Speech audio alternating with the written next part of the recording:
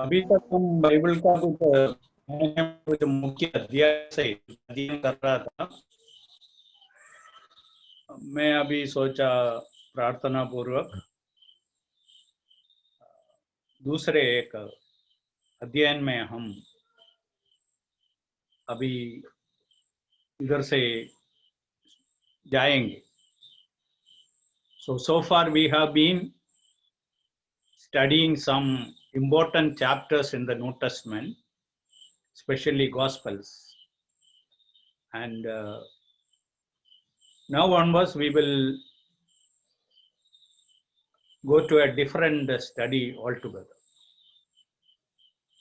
During these years of Christian life, some messages which I heard in the beginning of my spiritual life, I haven't forgotten. 1976, when I was studying in Pune Bible School, one company executive visited us. He is a Hindu convert known as Mr. Daya Patel. He was a very senior employee in one of the biggest companies in India. So he heard something from the Word of God for a few minutes. He came to visit us. So what he said that day remain with me till today. So that is what the question. What is Christian life? He said if you want to know what is Christian life, remember few words which starts with W in English. English में W से शुरू करते हुए कुछ शब्द आप याद रखना, इसे आपको याद रहेगा मसीह जीवन क्या है, व्हाट इज क्रिश्चियन लाइफ। अभी हम क्रिश्चियन लोगों को पूछें what is Christian life, you will get a lot of different answers. Christian लोगों से हम पूछेंगे what is Christian life, they will give a variety of answers. Probably you also might have got something when you met such people and asked them. But let us see according to the Bible what is Christian life. इसमें जाने से पहले who is a Christian? नया नियम में यीशु मसीह पर विश्वास किए हुए लोगों को, यीशु को अपने व्यक्तिगत जीवन में उद्धारकर्ता के रूप में किए हुए लोगों को प्रेरितों के काम का पुस्तक में Acts of the Apostles, they were given 5 names. One is disciples, second is believers, third is saints, fourth brethren, fifth Christian. Out of all these 5 names, Christian is used very few times, only 3 times. And actually it was given as a nickname at Antioch. जब ये लोग एंटियोकिया में गए प्रचार करते समय, उधर से मिला हुआ एक नाम है क्रिश्चियन। आज सारे दुनिया में ये नाम से हमें पहचानते हैं। जो क्रिश्चियन रिलीजन के साथ जोड़ा हुआ है उनको भी इस नाम से पहचानते, क्रिश्चियन। अभी हम सवाल में आएंगे व्हाट इज क्रिश्चियन लाइफ। ये समझते समय में समझने के लिए हम 2 सवाल और पूछना अच्छा है। व्हाट इज मिलिट्री लाइफ, और we can ask what is family life, married life. हम जानते हैं मिलिट्री लाइफ मिलिट्री में पैदा होने से नहीं होता है। ये मिलिट्री ऑफिसर का बच्चा भी मिलिट्री का भाग बनना है तो वो खुद एनरोलमेंट करना पड़ेगा। फैमिली लाइफ ही ऐसा है, जीवन के एक प्रत्येक समय में अलग अलग बैकग्राउंड से, अलग अलग घर से एक पुरुष और एक स्त्री साथ में आके बाकी पूरा जीवन साथ में बिताते हैं। इसको हम कहते हैं फैमिली लाइफ। इसी प्रकार हम मसीह जीवन क्या है, व्हाट इज क्रिश्चियन लाइफ, इसके बारे में कुछ बातें मैं बताऊंगा। First thing is walking with Christ. यीशु के साथ चलना है। और आमोस का पुस्तक 3:3 में हम पढ़ते हैं, how can two people walk together unless they agree together. किसी को हिंदी में मिला है तो थोड़ा पढ़िए, आमोस 3:3।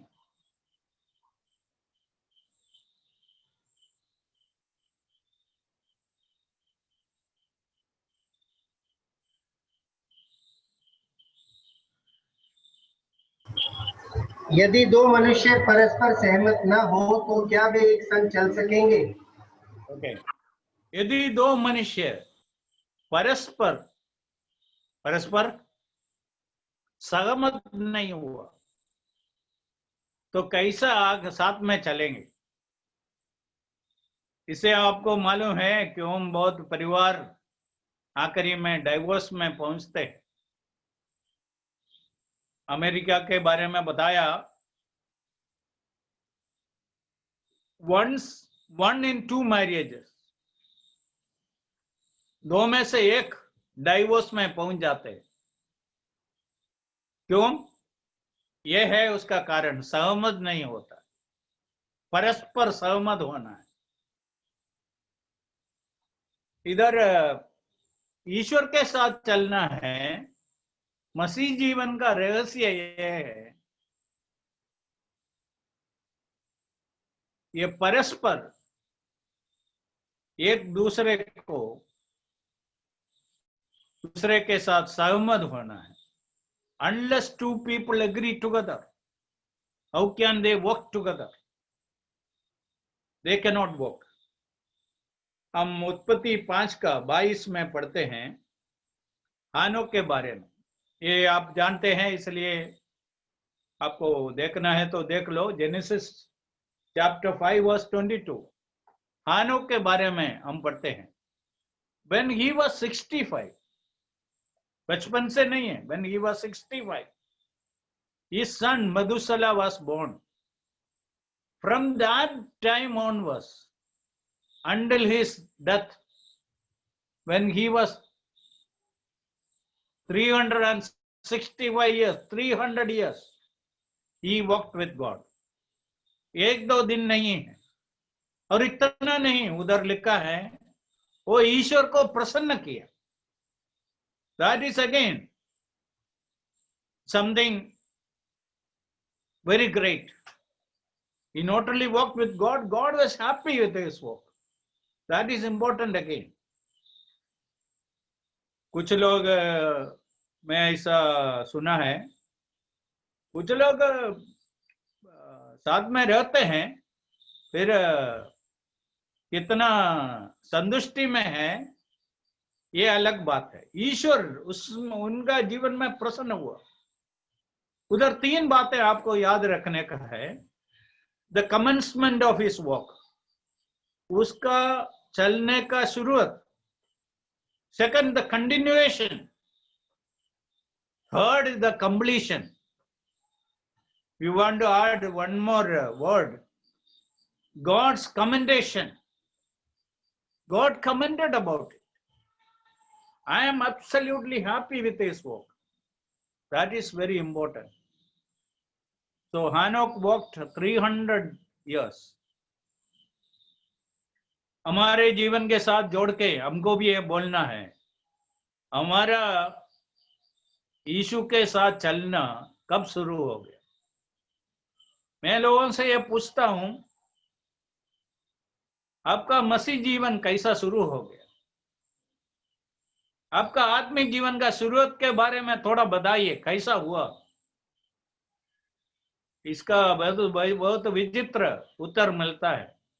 कुछ लोग बोलेंगे मेरे बपतिस्मा जब हुआ उधर से शुरू हो गया, कुछ लोग बोलेंगे मेरा जन्म क्रिश्चियन परिवार में हुआ, हम इतना पीढ़ियों से क्रिश्चियन हैं। कुछ लोग बोलेंगे जब एक बच्चा था मेरा बपतिस्मा उधर किया उस समय हुआ। कुछ लोगों के बड़े होके बपतिस्मा हुआ। ऐसा अलग अलग उत्तर देते हैं। पर एक विश्वासी, सच्चा विश्वासी को पक्का मालूम होना है ये सब नहीं है। मेरे व्यक्तिगत जीवन में एक दिन मैं यीशु के साथ मेरा जीवन को जोड़ दिया, यीशु मुझको स्वीकार किया, मैं यीशु को स्वीकार किया। मेरा आत्मिक जीवन का शुरुआत उस दिन से ईश्वर के साथ चलता है। ईश्वर के साथ चलना कठिन है, हम मालूम है न। पारिवारिक जीवन, married life is a difficult one. Military life is a difficult one. But people go to military and become part of military. People are getting married, and by the help of God, by the grace of God, they lead a very successful married life.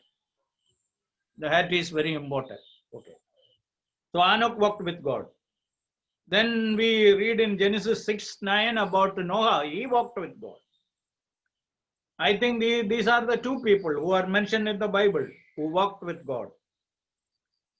उत्पत्ति 17:2 में, genesis 17:2 में ईश्वर Abraham को बोलते हैं तुम मेरे आगे चल, वॉक बिफोर मी। जेनेसिस 17:2।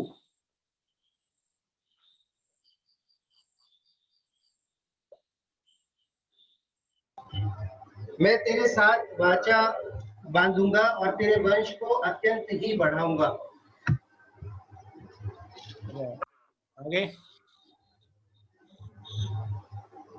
मेरे वन में मेरी उपस्थिति में चल और सिद्ध होता जा। मेरे उपस्थिति में चलना।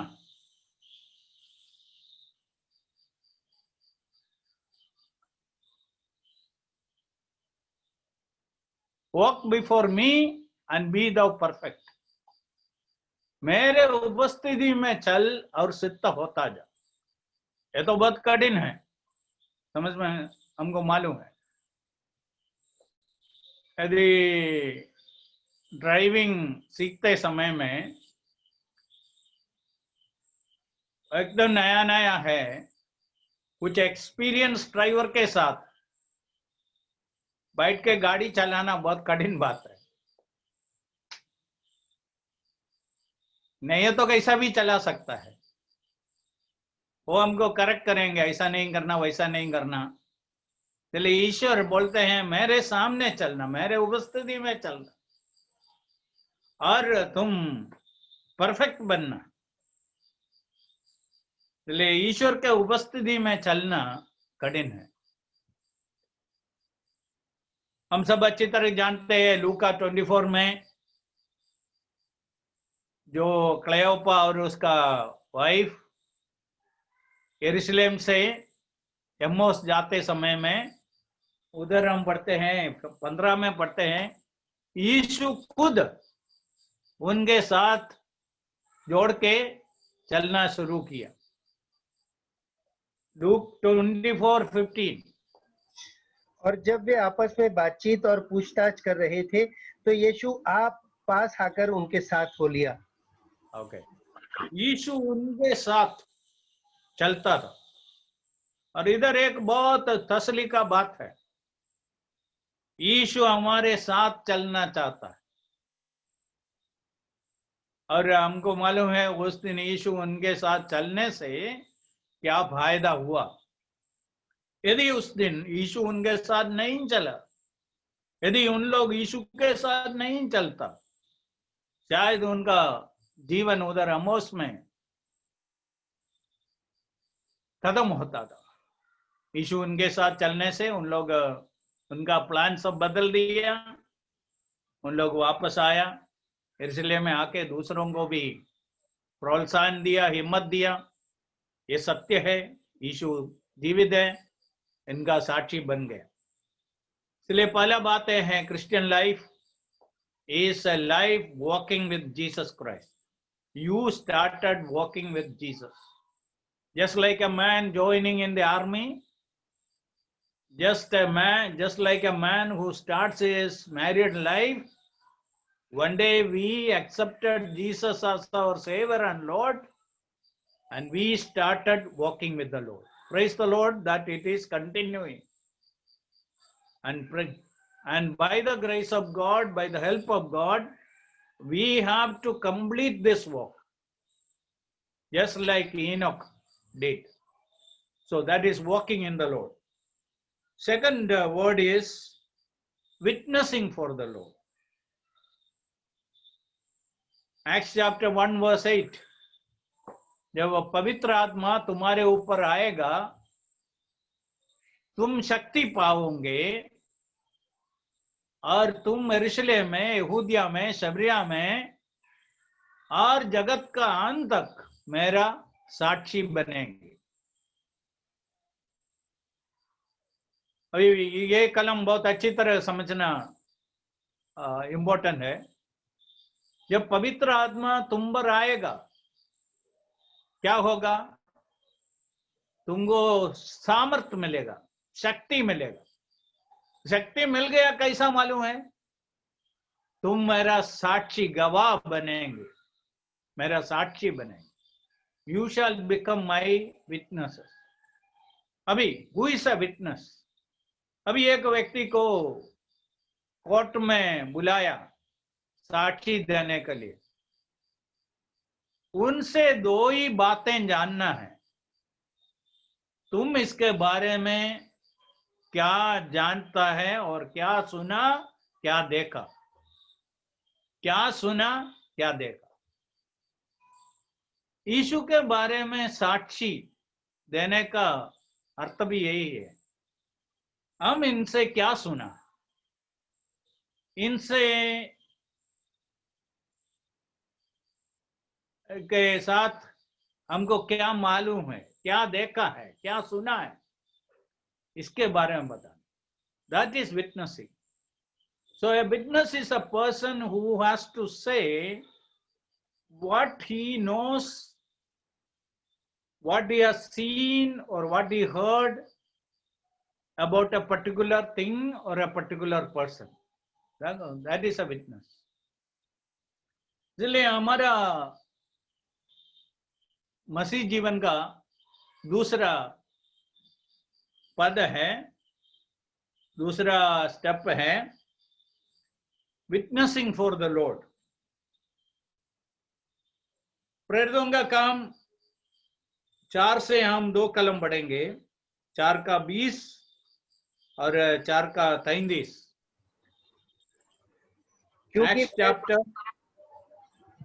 क्योंकि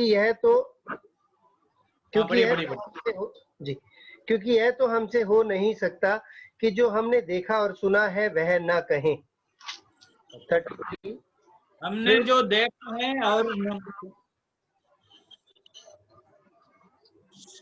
हमने जो देखा है, जो सुना है, वो कहने के बिना हम रह नहीं सकता। ये हमसे नहीं हो सकता। तुमको जो करना है करो, हमको ये बोलना पड़ेगा, ये सुनाना पड़ेगा। हमने जो देखा है, जो सुना है, ये बोलने के बिना we cannot be silent. We have to say this. That is what they meant. Verse 33। प्रेरित बड़ी सामर्थ्य से प्रभु यीशु के जी उठने की गवाही देते रहे और उन सब पर बड़ा अनुग्रह था। बहुत सामर्थ से यीशु मसीह का जी उठने का गवाही देते रहे। देखो, यीशु के बारे में बोलना उससे भी बहुत ज्यादा इम्पोर्टेंट है यीशु का पुनरुत्थान के बारे में गवाही देने का। आज भी ऐसा ही है, क्योंकि ये यीशु के साथ जोड़ा हुआ एक सत्य है, इसलिए उसके बारे में साक्षी देना। जब हम यीशु के साथ चलता है, पहला स्टेप में यीशु के साथ चलता है, हम यीशु से सुनते हैं, यीशु को नजदीक देखते हैं, उसका परिणाम है ये साक्षी देना। अभी ये प्रेरित होंगे जैसा हम भी होना है, हम लोगों को बोलना, हम जो सुना है, हम जो देखा है, ये बोलने के बिना हमको रह नहीं सकता है, हमको बोलना ही पड़ेगा, उसका परिणाम कुछ भी हो। इसलिए दूसरा बात है witnessing Christ. That is the second part of Christian life. Third, worshipping Jesus. अभी हम यीशु के साथ नजदीक चलते हैं, उनके बारे में हमारा जानकारी भी बढ़ते हैं, यीशु को हम अनुभव करते हैं, यीशु कितना अच्छा है, कितना भला है, कितना अतुल्य है। हम समझते हैं उनके जैसा दूसरा व्यक्ति नहीं है, और हम बहुत एक्साइटेड होते हैं, इसे हम उनको स्तुति करते हैं, ये कितना महान है। मैं जो यीशु को स्वीकार किया, जब स्वीकार करते समय में मैं बहुत कम जानता था, अभी रोज व रोज मैं जब उनके साथ चलते समय में मेरे व्यक्तिगत जीवन में मैं अनुभव करता हूं, दूसरे लोग बोलने से नहीं, मैं समझता हूं ये यीशु कितना महान है, श्रेष्ठ है। हम इसका परिणाम है हम उनका आराधना करते हैं। देखो, यीशु मसीह जब पुनरुत्थान के बाद शिष्यों के सामने प्रकट हुआ, मैथ्यू 28:9 में, मत्ती 28:9,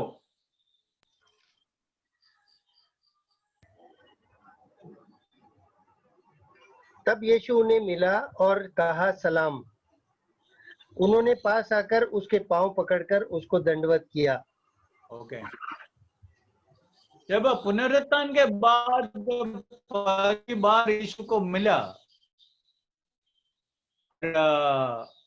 इन लोग अचंभित हो गया, they were so excited, and उनका पाव पकड़कर उसको दंडवत किया, they worshipped him। और उनका यीशु बोला हुआ बातें कितना सत्य है। जब यीशु को बोला एक चमत्कार दिखाओ, हम तुम पर विश्वास करेंगे, फरीसी लोग आके बोला, एक बहुत चमत्कार यीशु ने दिखाया, उन लोग और एक चमत्कार देखना चाहता। यीशु बोला, योना नबी के चमत्कार से बढ़कर कोई चमत्कार नहीं है। जैसा यूना मगरमच्छी के पेट में 3 रात और 3 दिन रहा, 3 दिन और 3 रात रहा, वैसा मनुष्य का पुत्र पृथ्वी के अंदर 3 दिन और 3 रात रहे। ये सबसे बड़ा चमत्कार। और जब ये सब उनके सामने सत्य हुआ, यीशु पुनरुत्थान होकर उनके सामने खड़ा है, जब उनको पहचान लिया, उन लोग अचंभित होके उनके पैरों में गिरा है। ये प्रकाशित वाक्य में भी हम यही देखते हैं। पहले अध्याय में यूहन्ना प्रेरित बाकी शिष्यों से ज्यादा यीशु के साथ बहुत नजदीक था, और उनके बारे में लिखा है जिन शिष्यों को यीशु ने प्रेम किया। जब यही यूहन्ना पत्मोस में यीशु को जब देखा है, उधर हम पढ़ते हैं, अभी लेके नहीं पढ़ने का, हमारे पास टाइम कम है। रेफरेंस में देता हूं, 1:17 में, पहला अध्याय का 17 कलम में लिखा है, मैं मरे हुए के जैसा, like a dead man I fail at his feet. Oh, how great he is, how big he is. अभी हम जीवन में, आदमी जीवन में आगे बढ़ते समय में, रोज रोज जीवन में प्रभु को हम अनुभव करते हैं, प्रभु के साथ चलते हैं, हमारा जानकारी उनके बारे में बढ़ते हैं।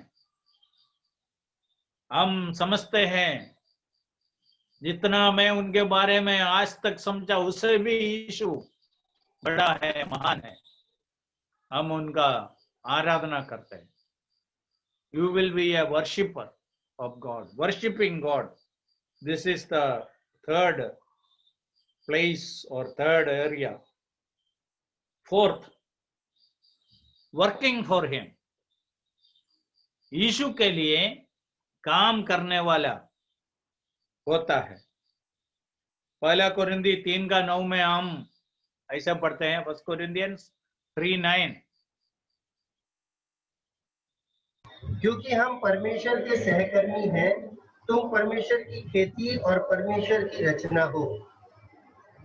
We are laborers together with the Lord, workers together with God. यीशु बोला, मैं मेरा मंडली को बांधूंगा, I will build my church. हम उनके साथ सहकर्मी हैं। अभी एक कड़िया काम करता है, तो उनका सहकर्मी का काम क्या है? वो जो मांगेंगे वो लेके आने का, मिट्टी, रेती लेके आओ, रेती लेके आएंगे, सीमेंट लेके आओ, सीमेंट लेके, पानी लेके आओ, पानी लेके आए, और जो बोलेंगे उसके अनुसार करें। हम ईश्वर का ये बहुत बड़ा काम है। हम भी सहकर्मी हैं, हमको कुछ काम है। Don't think that it is the full time workers job. मेरे जैसे लोग पूरा जीवन प्रभु का सेवा के लिए समर्पित किया, उन लोगों के लिए नहीं।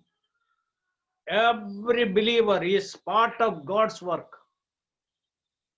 You have something to do, probably in your family, probably in your relative, among your relatives, probably with the people who are working with you. You have something to do, probably in your church. We are all laborers together with the Lord. हम उनका सहकर्मी है, उनके दो काम का दो भाग है, वो हमको समझने का है। पहला कोरिंदी 9:22, 1 Corinthians 9:22। मैं निर्बलों के लिए निर्बल सा बना कि निर्बलों को खींच लाऊं। मैं सब मनुष्यों के लिए सब कुछ बना कि किसी न किसी रीति से कई एक का उद्धार कराऊं। आखिरी भाग आप ध्यान से सुना, किसी न किसी रीति से एक का उद्धार हो जाएंगे, उसके लिए मैं सब कुछ बन गया। ये है हमारा काम का पहला भाग। एक आत्मा को जीतने के लिए, एक व्यक्ति को विश्वास में लाने के लिए, एक आत्मा को बचाने के लिए कितना दूर जाना है, उसके लिए कितना भी तकलीफ उठाना है, उसके लिए तैयार होते हैं। That is again very important. Why did missionaries come to India? Why did they go to China? Why did they go to Africa? If they hadn't gone, what would have happened? They had this great burden. This was the secret. किसी ना किसी रीति से कई एक का उद्धार करूंगा। that I might by all means save someone. एक आत्मा का मूल्य समझा था। जब मैं प्रभु का सेवा के लिए निकलते समय में, मैं थोड़ा समय पहले बोला था, अभी इसके साथ जोड़ के बोलता हूँ। मेरा पड़ोसी एक उम्र वाला आदमी था।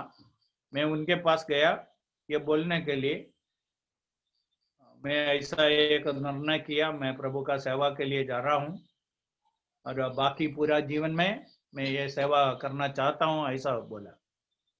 उस आदमी ने बोला, देखो, यदि ज्यादा लोग आपके द्वारा विश्वास में नहीं आया तो कोई बात नहीं है।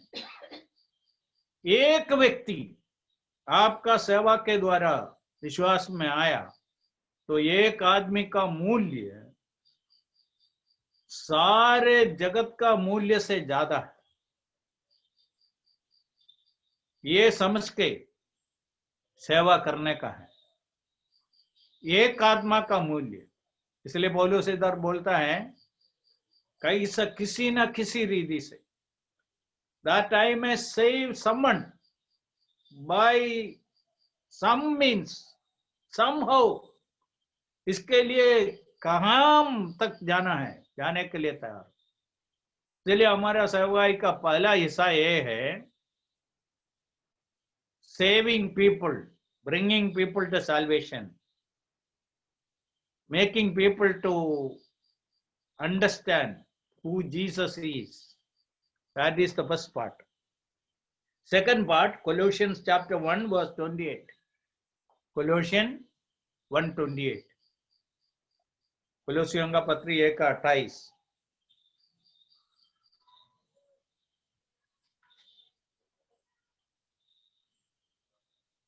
जिसका प्रचार करके हम हर एक मनुष्य को चेतावनी देते हैं और सारे ज्ञान से हर एक मनुष्य को सिखाते हैं कि हम हर एक व्यक्ति को मसीह में सिद्ध करके उपस्थित करें। हर एक व्यक्ति को, एक विश्वासी को, उनको उपदेश देता है, सिखाता है, समझाता है। ये क्यों करता है? एक ही उद्देश्य है, हर एक व्यक्ति को मसीह में सिद्ध करके उपस्थित करना। Make every man perfect in Christ Jesus. अभी हम जो मैरिड है, हमारे बच्चों के साथ ये दोनों जिम्मेदारी है।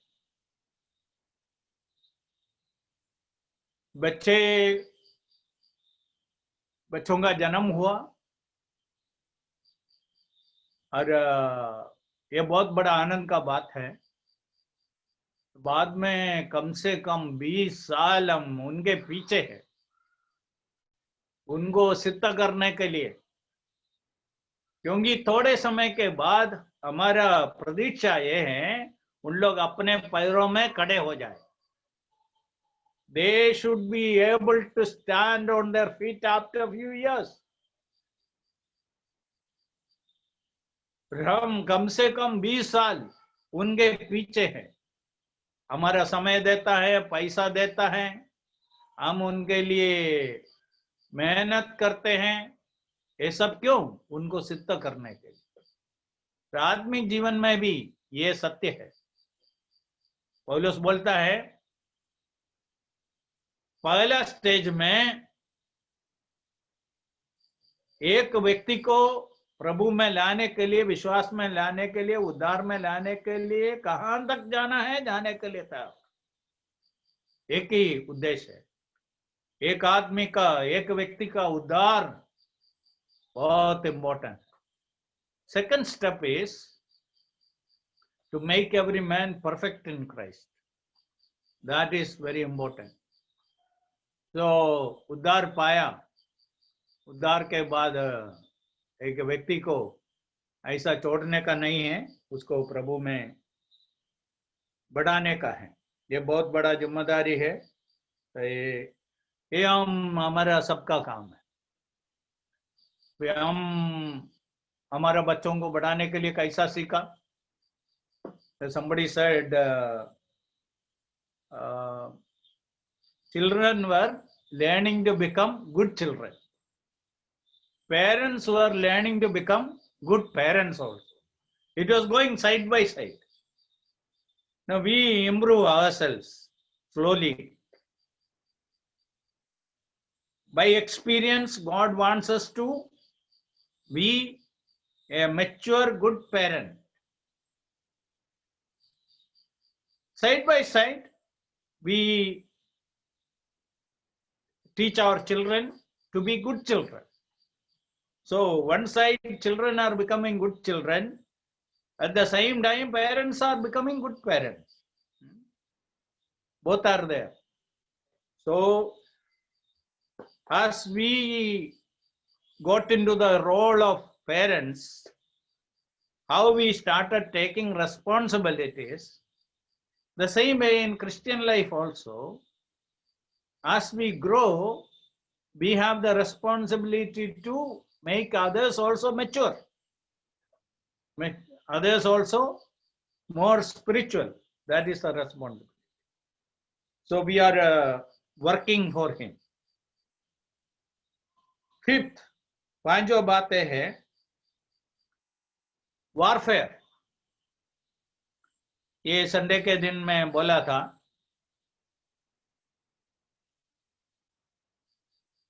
बहुत जल्दी एक विश्वासी विश्वास में आने के बाद बहुत जल्दी समझता है ये आत्मिक जीवन जैसा सोचा वैसा आसानी नहीं है. It is not very easy life, because we slowly realize that we are in a battleground. Warren Bursby said, God did not bring us to a playground, God has brought us to a battleground. ईश्वर हमें धीमे से सिखाता है. इस्राएली लोगों को युद्ध सिखाने के लिए कुछ लोगों को कनान देश में ईश्वर रखा था लड़ाई सिखाने के लिए. इसलिए हमारे व्यक्तिगत जीवन में भी ये सत्य है. आत्मिक जीवन में हमको एक लड़ाई लड़ने का है. एफेसियों का पत्री 6वां अध्याय 12 कलम में लिखा है, हमारा युद्ध, हमारा संघर्ष मांस और रक्त से नहीं. फिर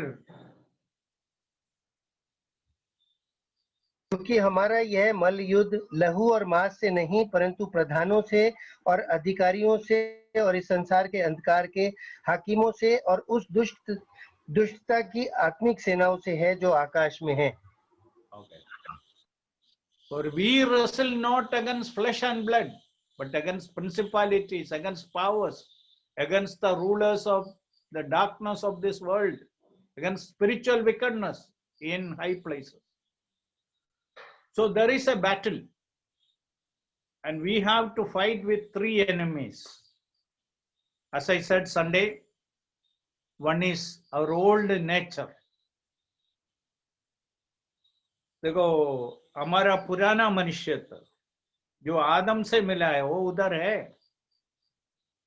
ये जो है ना, मेरे घर के सामने कुछ ग्राफ्टिंग किया हुआ ट्रीज है. ये जो शुरुआत में वो नीचे का जो भाग है उधर से कुछ बड निकलता था जो यदि उसको बढ़ने को दिया तो जो ग्राफ्ट करके रखा है वो कमजोर हो जाएंगे, वो बराबर बढ़ेगा नहीं.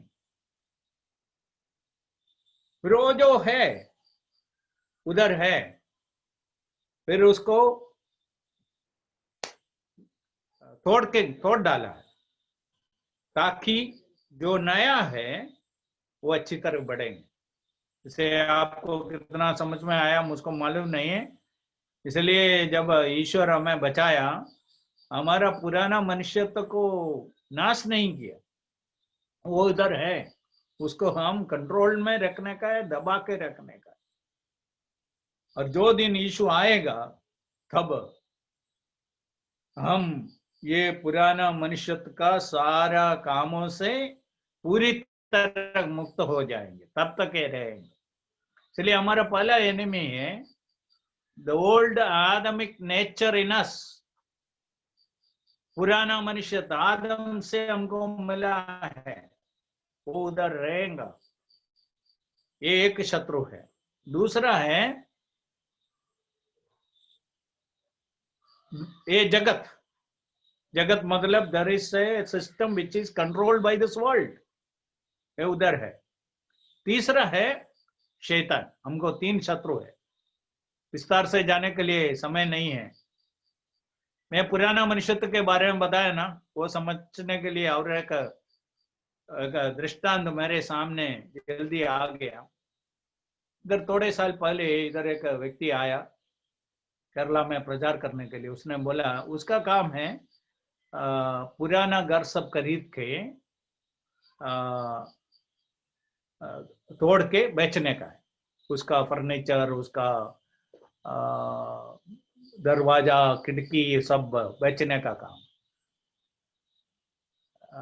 ये काम में आने से पहले उसका काम था, वो प्रभु में नहीं था। उस समय बहुत बड़ा चोर था, चोरी करता था। और बाद में सुवार्ता सुना, प्रभु को स्वीकार किया और जीवन में पूरा परिवर्तन हो गया। वो सब छोड़ के ये धंधा में आया। एक घर तोड़ते समय में उसका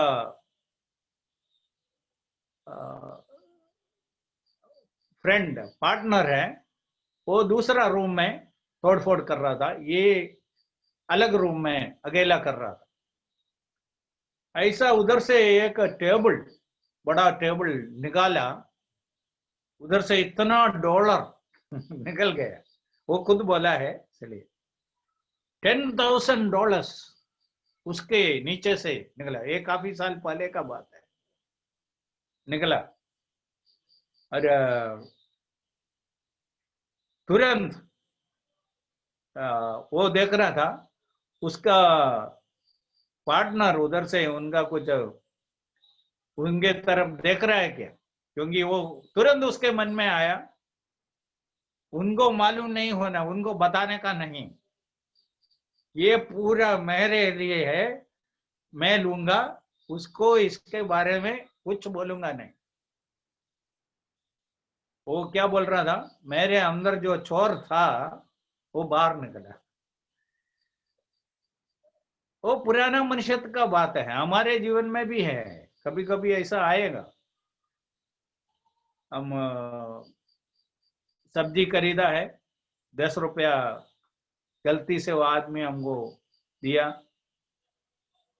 तुरंत हम वो 10 रुपया हमारे मन में, हमारे जेब में रखने का इच्छा होगा, फिर तुरंत पवित्र आत्मा हमको बताएंगे ऐसा मत करना, ये वापस करना। हम वापस करते हैं। मैं किया हूं, कई बार किया। और उसका उल्टा भी हुआ कई बार। जब हम पैसा देते समय में हम ज्यादा दिया, फिर वो दुकानदार हमको उस पैसा वापस दिया। देखो, प्रभु उनके मन में काम किया, ये मेरा दास है, उनका पैसा तुम ज्यादा मत ले लो, ये विश्वास योग्य आदमी, ये ईमानदार है, इसलिए तुम उसका पैसा वापस कर दो, नहीं तो हमारा पैसा उधर नष्ट होता है। ठीक है, ये पुराना मनुष्यत्व के बारे में। हमारे लिए एक लड़ाई है, ये हमको समझना है। शैतान निरंतर काम करते हैं हमें निराशा में डालने के लिए, हमें पाप में गिराने के लिए, हमें आत्मिक जीवन में कमजोर बनाने के लिए, हमें निष्फल बनाने के लिए अलग अलग रीति में शैतान काम करते हैं। इसलिए हम एक लड़ाई में है, ये हमको समझ। We are in a battle, we are in a warfare.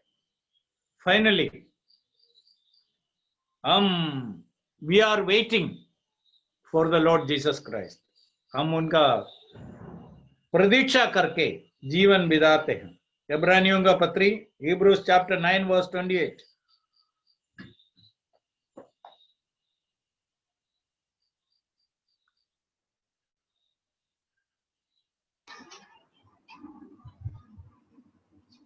वैसे ही मसीह भी बहुतों के पापों को उठा लेने के लिए एक बार बलिदान हुआ, और जो लोग उसकी बाट जो रहे हैं उनके उद्धार के लिए दूसरी बार बिना पाप उठाए हुए दिखाई देगा। ओके, जो उनका बाट जोड़ रहा है, उनका प्रतीक्षा कर रहा है, those who are waiting for his coming, looking for his appearance, हम प्रतीक्षा करके जीवन बिताते। We are waiting for the Lord Jesus Christ. और पहला शताब्दी में जो विश्वासी लोग था, उन लोग सोचा उनके पीढ़ी में ही यीशु मसीह वापस आए। जब मैं सेवा में आते समय में मैं ऐसा सोचा, बहुत कम समय है, ज्यादा समय नहीं है, यीशु शीघ्र आने वाला है। इसलिए जितना समय बाकी है, उस समय के अंदर प्रभु के लिए कुछ कर सकता है तो करूंगा, ऐसा निर्णय के साथ सेवा में था। ये प्रभु अपने हर पीढ़ी का लोगों के मन में डालते हैं, ताकि उन लोग आशा रख के ही, शायद हमारे पीढ़ी में पूरा नहीं होगा, हमको मालूम नहीं, पूरा हो गया तो हम धन्य है। यदि प्रभु इस आगमन का और थोड़ा देरी किया तो अगले पीढ़ी इस प्रतीक्षा के साथ, आशा के साथ जीवन बिताए। इसलिए मसीह जीवन में हमको आशा है। We are waiting, we eagerly wait for the Lord Jesus Christ. इसलिए मसीह जीवन, व्हाट इज क्रिश्चियन लाइफ, इसके बारे में ये 6 शब्द याद रखना। 1976 में ये संदेश सुना, ये आज भी मेरे साथ है, क्योंकि ये याद करने के लिए थोड़ा आसानी है। इंग्लिश का W से शुरू होता हुआ 6 शब्द हम साथ में मनन कर रहा था। इसलिए मेरा आशा और विश्वास है हम इसको याद रखेंगे। What is Christian life, walking with Jesus, witnessing for Jesus, worshipping Jesus, working for him, warfare, then waiting for him. May the Lord bless these words.